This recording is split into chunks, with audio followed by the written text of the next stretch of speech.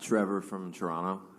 Just the name of a stock that you've always admired, how it's run and the business, the industry, but you could never make the valuation work.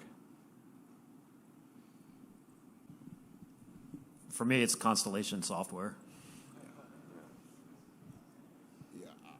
I would probably say either Constellation or even a company like Copart, which is a great business.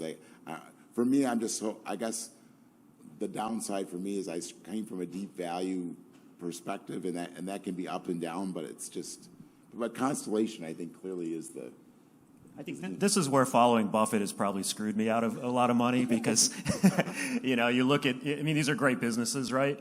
But it's like, well, I can't pay whatever 20 times EBITDA or something like that. And if I should have, in a number of those cases, because, great companies surprise to the upside.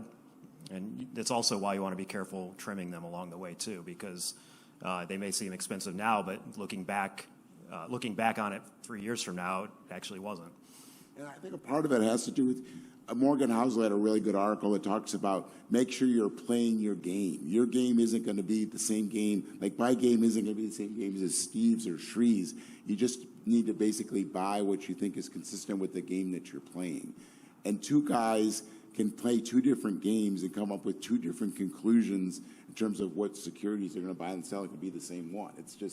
You just need to be confident in the game and make sure that you're playing it the best you can, I think, is a way to look at it. Yeah, for me, a couple of Australian names. PWR Holdings, which does radiators for supercars. And Pro Medicus is a medtech company, competes on a global scale. Phenomenal businesses, both of them, but beyond nosebleed valuation. So I keep an eye on them. Hopefully I get a COVID kind of an impact. And you never know. I don't know the valuation's too high, but the only reason I have never bought Howden Joinery in the UK is valuation, and it's a mistake. Thanks very much.